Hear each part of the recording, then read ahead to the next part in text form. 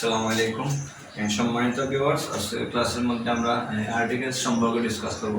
তো এখনও আমাদের ইউটিউব চ্যানেলের মধ্যে যারা নতুন তারা দ্রুত সাবস্ক্রাইব করে নেবে, যাতে করে সহজে ক্লাসের ভিডিওগুলো আপনারা পেতে পারেন। ঠিক আছে, তো আর্টিকেলস সম্পর্কে ডিসকাস করার পূর্বে আমরা আর্টিকেলস সম্পর্কে কিছুটা জানি। আর্টিকেলস কাকে বলে বা আর্টিকেলসের বাংলা অর্থ কি? আর্টিকেলসের বাংলা মানে হচ্ছে পদাশ্রিত নির্দেশক। আমরা অনেকেই এটা এই বাংলা শব্দটার অর্থ জানি না। পদাশ্রিত নির্দেশক আমরা বাংলা অনেক সময় এই কি বলে, এই যে টি গুলো, বৃন্দ, মণ্ডলী, এগুলো ব্যবহার হয়। শিক্ষক মণ্ডলী, ঠিক আছে, শিক্ষার্থী বৃন্দ, এই যে শব্দগুলো ইউজ করে, এগুলো বাংলাতে পদাশ্রিত নির্দেশক এগুলোকে বলা হয়। ঠিক আছে, তো আর্টিকেলস ইংলিশে কাকে বলে, ইংরেজিতে কাকে বলে? এন, আমরা সবাই জানি এ এন দা, এই তিনটি ওয়ার্ড বা শব্দকে কি বলে? আর্টিকেলস বলে। ঠিক আছে, আর্টিকেলস দুই প্রকার, definite articles are indefinite article. Definite article কাকে বলে? কোনো ব্যক্তি, বস্তু, প্রাণীর সংখ্যাকে যদি নির্দিষ্ট করে বোঝায় তাহলে সেটা কি বলে? সেটাকে কি বলে? Definite article. আর যদি কোনো ব্যক্তি, বস্তু, প্রাণীর সংখ্যাকে অনির্দিষ্ট করে বোঝায় তাহলে সেটাকে কি বলে? ইনডেফিনিট আর্টিকেল বলে। যেমন ধরো আমি এখানে বললাম এ পেন, মানে কি? একটি কলম। ঠিক আছে, আবার যদি আমি এখানে লিখি দা পেন, এর মানে কি? কলমটি। তাহলে দুইটার অর্থ কিন্তু সমান না। ঠিক আছে, একটি কলম আর কলমটির মধ্যে পার্থক্য আছে। কলমটি মানে হচ্ছে নির্দিষ্ট করে একটা স্পেসিফিক কোনো একটা কলমকে নির্দিষ্ট করে বুঝিয়েছে। আবার একটি কলম মানে অনেকগুলো কলম, যে কোনো একটি কলম। ঠিক আছে, ওকে। এখন আমরা ব্যবহার আমরা আজকে ক্লাসের মধ্যে শিখবো। দেখো, প্রথমে যে এক্সাম্পল আমি যাচ্ছি কি, Bangladesh is dash independent country.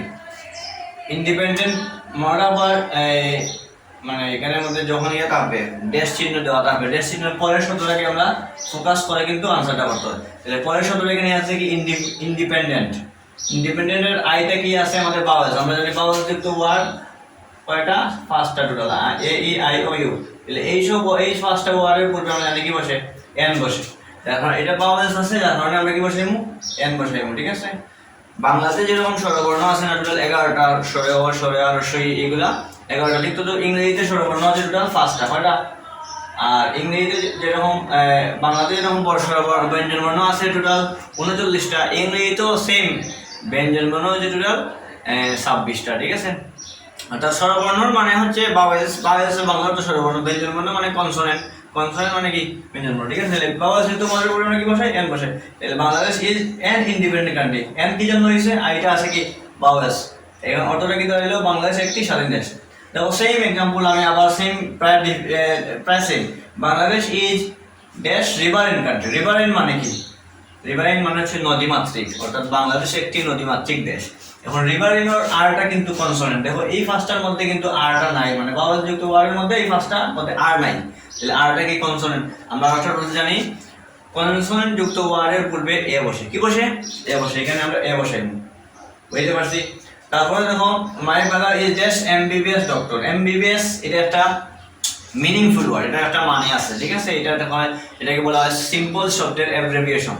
অর্থাৎ সিম্পল শব্দের অ্যাব্রিভিয়েশন মানে কি? এটার মানে হচ্ছে এটা একটা পূর্ণরূপ আছে। এমবিবিএস এর পূর্ণরূপ হচ্ছে bachelor of medicine and bachelor of surgery. ঠিক আছে, এরকম যদি কোনো মিনিংফুল ওয়ার্ড থাকে বা সিম্পল শব্দের অ্যাব্রিভিয়েশন থাকে, তখন এটা উচ্চারণের দেখতে হইব। যেমন ধরো এমবিবিএস এর আগে এম আসে না, এম উচ্চারণ করতে আগে কি আসে? দেখো, বাংলাদেশের মতো হচ্ছে এ আগে আসে, এম এম উচ্চারণ করতে আগে আসে। এটা হচ্ছে আমাদের বাংলাদেশের মতো উচ্চারিত হয়। বাংলাদেশের মতো উচ্চারিত হলে আমরা কি বসাইমু? এন বসাইমু। কথাটা বুঝতে পারছি? যদিও কিন্তু এমটা কিন্তু আসলে কনসোনেন্ট। ঠিক আছে, কিন্তু বাংলাদেশের মতো উচ্চারিত হয়েছে, যার কারণে কি বসাইমু আমরা এখানে? এন বসাইছি। ঠিক আছে, my brother is an MBBS doctor. বুঝতে পারছি? তারপর দেখো, Ratan is dash university student. দেখো, এখানের মধ্যে ইউনিভার্সিটির ইউটা হচ্ছে বাওয়েলস। আমরা জানি এ ই আই ও ইউ হচ্ছে বাওয়েলস। বাওয়েলস যুক্ত ওয়ার্ডের পূর্বে সাধারণত এন বসার কথা, কিন্তু এখানে একটা ডিফিকাল্ট রুলস হচ্ছে ইউ যদি ইউ এর মতো উচ্চারিত হয়। যেমন ধরো ইউনিভার্সিটি উচ্চারণ করতে আগে কি আসে? ইউ আসে, ইউনিভার্সিটি। অথবা আমি যদি বলি unique person, he is dash unique person. ইউনিকটা উচ্চারণ করতে আগে ইউ আসে। যদি ইউটা যদি ইউ এর মতো উচ্চারিত হয়, ইউ যদি ইউ এর মতো উচ্চারিত হয়, তবে এর পূর্বে এ বসে। তো এর পূর্বে বসে এ বসে। মনে রাখনি, যদিও বাওয়েলস এন বসার কথা, কিন্তু ইউ এর মতো উচ্চারিত হইলে পরে আমরা আনসারটা কি হইব? এ হইব। Ratan is a university student. Ratan একটি বিশ্ববিদ্যালয়ের একজন বিশ্ববিদ্যালয়ের শিক্ষার্থী। ঠিক আছে, তারপরে কি দিলাম? Rahman is dash honest person. এখানে এইচ এর উচ্চারণটা কিন্তু হয় না, এটার উচ্চারণটা হয় অনেস্ট। এখানে হনেস্ট না, উচ্চারণটা হচ্ছে অনেস্ট। ঠিক আছে, এখানে অনেস্ট হচ্ছে ওটা বাওয়েলসের মতো উচ্চারিত, honest person. Rahman is honest person, অনেস্টের ওটা হচ্ছে বাউলসের মতো উচ্চারিত, যার কারণে আমরা এখানে বিয়ে বসাইমু এন বসাইমু, ঠিক আছে? সরি, এখানের মধ্যে এন বসাইমু। ঠিক তো বিটার আনসারটাও same, truthfulness true friend is dash asset, মানে সত্যিকারের বন্ধু সম্পদের মতো। অ্যাসেট আর এটা বাউল, যার কারণে আমরা এন বসাইমু, ঠিক আছে? এটা সহজ নিয়ম, বাউল যেহেতু ব্যবহার করবে এন বসাবো না। ওকে, আই হ্যাভ ড্যাশ 1 টাকা নোট, ওটা কিন্তু এখানে কি আছে? বাউলস আছে। যদি ওটা বাউলস আছে, কিন্তু ও যদি ওয়া এর মতো উচ্চারিত হয়, যেমন 1 টাকা নোট, 1 পারসন, ও ওয়া এর মতো উচ্চারিত, যেমন 1 এর মতো থেকে 1 আসে 1, ঠিক আছে না? ওয়া এর মতো উচ্চারিত, যদি ওয়া এর মতো উচ্চারিত হয় তবে এর পূর্বে এ বসে, এটা একটা ডিফিকাল্ট রুলস। ও যদিও বাউলস, কিন্তু এর পূর্বে ওয়া এর মতো উচ্চারিত হওয়ার কারণে এ বসছে, ঠিক আছে? তারপরে তো I recite dash holy Quran everyday, মানে আমি প্রত্যেকদিন সকালে কি করি? পবিত্র কুরআন তিলাওয়াত করি। যদি পবিত্র ধর্মীয় গ্রন্থ, যেমন ধরো পবিত্র আল কুরআন, হিন্দু ধর্মের গীতা, রামায়ণ, ঠিক আছে, ত্রিপিটক, বাইবেল, খ্রিস্ট ধর্মের বাইবেল, এরপরে বৌদ্ধ ধর্মের ত্রিপিটক, এরকম কোনো ধর্মীয় গ্রন্থ যদি থাকে এর পূর্বে দা বসে, কি বসে? দা হলি কুরআন এখানে, ঠিক আছে?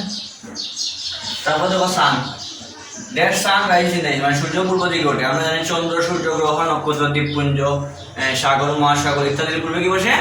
দা বসে, এখানে কি বসে? দা বসে। তারপর দেখো আই রেড ড্যাশ, এর প্রথম আলো নিউজ পোর্টাল, প্রথম আলো একটা পত্রিকার নাম, পত্রিকা বা সংবাদপত্রের নামের পূর্বে কি বসে? দা বসে, মরাবা, ঠিক আছে? এটা একটা রোজ, পত্রিকা বা সংবাদপত্রের নামের পূর্বে দা বসে। আশা করি সবাই বুঝতে পারছো। যারা বুঝতে পারো না, কিংবা কোনো এনি কাইন্ড অফ সমস্যা বা এনি কাইন্ড অফ কোয়েশ্চেন বা এনি কাইন্ড অফ প্রবলেম, তোমরা কমেন্ট সেকশনে বলবা, আমরা দ্রুত ইনশাল্লাহ সমাধান করার চেষ্টা করবো। এনি কাইন্ড অফ টপিক্সের সমস্যা তোমরা বলবা, কমেন্টে বলবা। যারা এখন আমাদের ইউটিউব চ্যানেল সাবস্ক্রাইব করে নাই, দ্রুত সাবস্ক্রাইব করে নিবা, যাতে করে সহজে আমাদের ক্লাসের ভিডিওগুলো আপনারা পেতে পারেন। সবাই ভালো থাকেন, সুস্থ থাকেন, দেখা হবে ভিডিওতে। আসসালামু আলাইকুম।